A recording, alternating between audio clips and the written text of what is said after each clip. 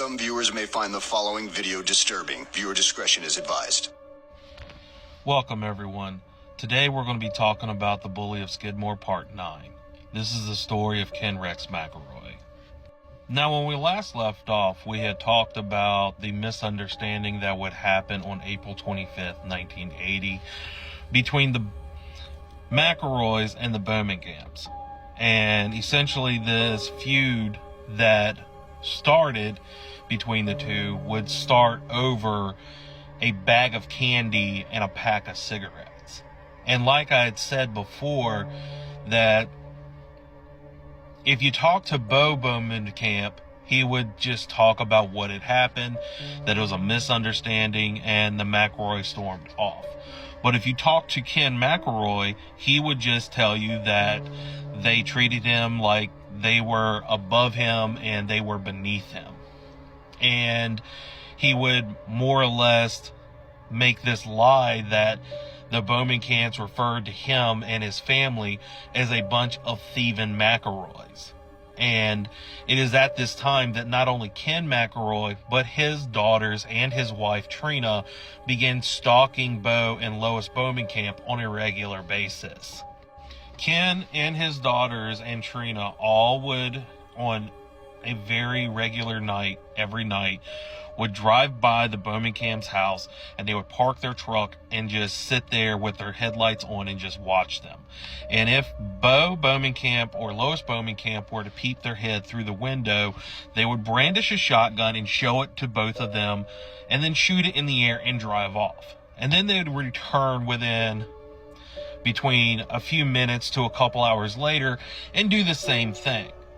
So eventually Bo Bowmankamp and Lois Bowmankamp would actually call Sheriff Marshal David Dunbar, and he would just tell the Bowmankamps, listen, he's just a town bully. If you ignore him, he won't bother you. But the McElroys weren't stopping. So the Bowmankamps more or less felt like they were not going to get any protection from the police, and therefore Lois Bowmankamp would then at this point start telling Bo, don't even call the police. It is at this time that Lois Bowmankamp would actually go to a gun shop locally and buy herself a 12-gauge shotgun and hide it under the bed to protect themselves from the McElroys. And Ken was not quiet about his harassment of the Bowmankamps. In fact, he would often go into a tavern that would sit right across from the Bowmankamps grocery store, and he would go in, he would have some drinks, and he would regularly boast about the harassment of Bo Bowmankamp and Lois Bowmankamp. In fact, on one particular night, right before July 10th of 1980, Ken would actually come inside the tavern and actually look around and tell people something has to be done about that Bo Bowmankamp. I know he's an old man, but something needs to be done about him. And the reason Ken said this is because when he had his altercation with the Bowmankamps, Bo was actually very quiet and did not really confront Ken very much. And Lois stood up to Ken a lot more than Bo Bowmankamp. So in Ken's eyes, that made him weak. And it is at this point that a lot of people would say after this event, it's kind of the event that kind of broke the whole thing with Ken McElroy. A lot of the people in Skidmore would say it was the straw that broke the camel's back. And I seem to have made a mistake. It was not July 10th, it was July 8th. So I apologize about that. So, back to our story. On the morning of July 8th, 1980, Ernest Bo Bowmankamp would actually go to his store very early in the morning. He had had some problems with the electrical work within the store, so he would go in the store and call for the electrician to come and fix the problems within the store. And while this was going on, Bo Bowmankamp would actually be standing on the loading dock of his store, and he would have a bunch of boxes that he was trying to break down, and he was cutting them open with a butcher knife. It is at this point that he heard a truck pull up, and he looks up, and there's Ken McElroy in his green Dodge. And he's just kind of waiting, seeing what Ken's going to do. So Ken actually gets out of the truck, and he approaches Bo Bowmankamp. And he approaches him, and he sits there and asks him, "Have you called the law on me?" Bo Bowmankamp would say, "I have not called the law." And then Ken would sit there and ask him, "Do you have a problem with me?" And Bo Bowmankamp would answer him, "No, Ken, I do not have a problem with you." And that is pretty much the gist of how the conversation went. And because there was nothing else to say, and Bo Bowmankamp had a job he had to do, and he didn't have time to talk to Ken all day, he would look at Ken McElroy, and he would tell them very simply and politely, "Well, this is private property, and me and my wife would really appreciate it if you were not on it." And at which point, Ken McElroy would sit there and do his usual, "You can't tell me what to do." So Bo Bowmankamp would continue working as he had done before.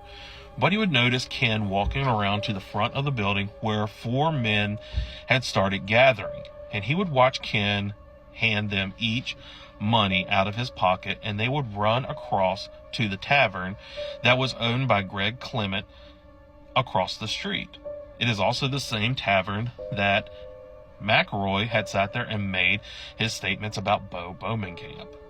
So he would just continue going back to work, and he would hear Ken McElroy, rummaging around in his truck. And when he looked up, he was face to face with Ken McElroy, who had had his shotgun pulled and was aiming it straight at Bo Bowmankamp. While this was going on, the tavern across the street, Greg Clement was serving drinks to his customers. Some of those customers being the 4 men that had just ran inside the building. And all of a sudden, they heard a gunshot go off. Greg Clement would look around, and he would ask his patrons at the bar, "Did you hear that?" So he would walk up to the front of the tavern and lock the door. But one of the boys, who was one of the four that just went into the bar, would actually sneak out through the back, and they would walk around to the grocery store to check out and see what happened. And they would see that Ken McElroy was nowhere to be found, and that Ernest Bo Bowmankamp was laying down on the loading dock where he was.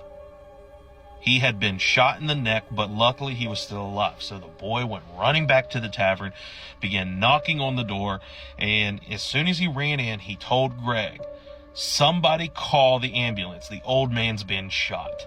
So immediately, Greg Clement would call Sheriff Marshal David Dunbar on the phone. He would come over, he would get a review of what had happened and testimonies of who saw what.